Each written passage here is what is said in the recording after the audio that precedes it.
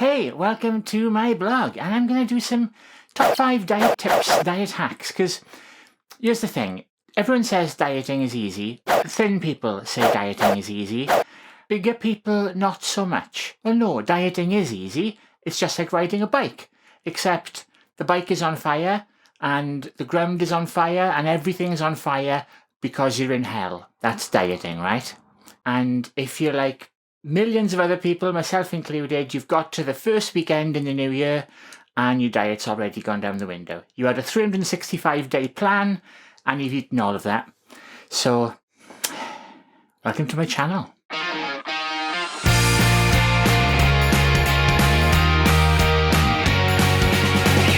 Hey, so if you're new here, hit that subscribe button, hit that alarm bell that's popping up somewhere.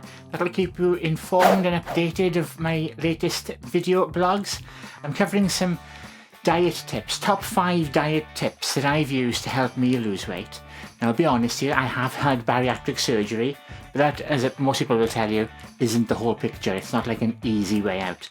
So, here's some tips that I used to really keep control of my weight loss. I'm down 260 pounds now and still going down, and everyone's trying to lose weight because it's a New Year resolution. So here are top 5 ways to help you stay on that diet. Number 5, don't get hungry. Snack. Eat healthy snacks. I've recently found carrot sticks and hummus. Love them. Graze through the day. Snack. You know, there's no dietary benefit to grazing versus eating heavy meals, okay? That people who tell you that, it's However, psychologically, the more hungry you are, the more likely you are to make bad decisions and eat all the pies. If you snack and you never really get hungry, you'll have far more control and willpower over what you eat. Okay?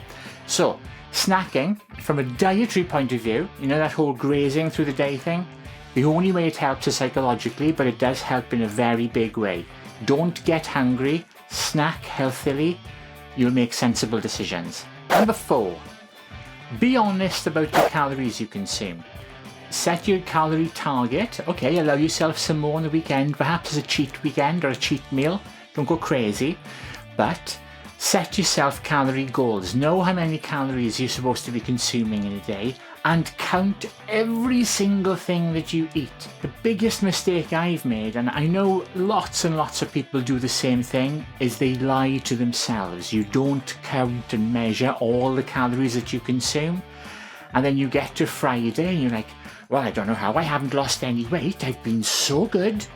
And you've forgotten the 10 Mars bars that you ate, and the packet of donuts, and the cookies and the crisps, and the dessert, and the extra portion of deep fried fries. Get into the habit of counting everything. Keep it private, I'm going to share it with everyone, but don't lie to yourself. Number 3, eat at any time. Don't skip meals. Another one of these myths that internet experts spread is that you shouldn't eat late, or you should eat at certain times of the day. Not really. I mean, there is some science behind specific training for, and this is for people who are competing. This is for, you know, athletes who are in that upper few percent, but it's a tiny amount in the scheme of things. Internet experts, there's so many of them, say, oh, you've got to eat at certain times of the day and stuff, blah blah blah. Nonsense from, like, you know, 99% of the population. Don't skip meals. Eat clean. Eat healthily. Eat when you can. Don't come in at 7 and say, oh, well, I can't eat now because it's after 7 o'clock and my body will turn into fat. Calories. Your stomach doesn't know when you're asleep. It doesn't go, oh, better check the time. A bit late. Oh, you might feel a bit bad eating late, and you might have a bad stomach or something. Those have nothing to do with dietary issues, though. Just eat sensibly before going to bed. Number 2, and this is something that catches a lot of people out.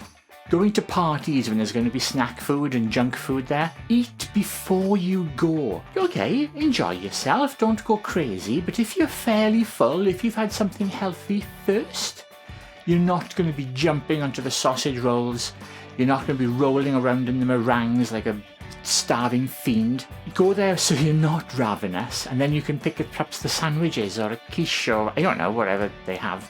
But you won't be piling in the really crazy carb heavy foods. You can go for a little bit of balance. It's party food. You're not going to be eating healthy.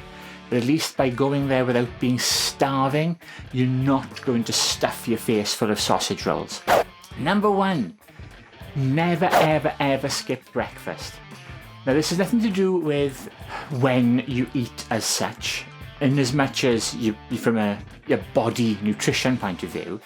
It's just because if you're full at the start of the day, you have fuel, you feel better, you're awake, you're alert, you're doing things. Also, it'll help you have a more sensible lunch, it'll fill you up.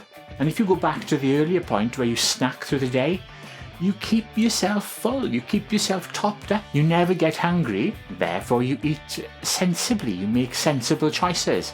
And that really, really is easier if you start on a full stomach. Yeah, you see how that all ties in? Now, all of these things have really, really helped me to get the weight off. I know I've had surgery, okay, but that's just given me the willpower thing to allow me to effectively put these things into place. So never skip breakfast. Start with a full stomach, graze through the day, keep yourself full, measure all your calories, allow yourself a cheat meal at the end of the week, and don't go crazy. Don't have 10 Domino's pizzas and 500 tubs of ice cream. One meal. And as a bonus tip, don't listen to me or the legions of internet experts who frankly are full of Learn the basics about how your body works, about how nutrition works, about how all of that. I've done that. And it's amazing how much there is on the internet, especially without any peer-reviewed studies. The amount of stuff people passionately spout, which is utter nonsense. There's multi-million-pound industries based on selling you lies, so don't be too surprised about it.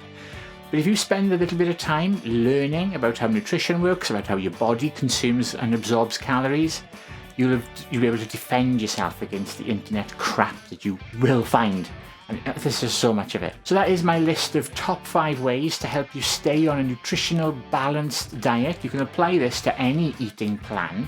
This is just a way of balancing what you eat and being aware of what you eat. I hope you find this very useful, especially at this time of year when everyone's falling off their diets already. This should help you with some ammunition to stay the plan, to get those pounds off this year. Thank you so much for watching, and I will see you in the very next video. Don't forget to click, comment, like, dislike, and share, and click those little buttons there. Thank you so much. I love you guys. Bye. Mwah.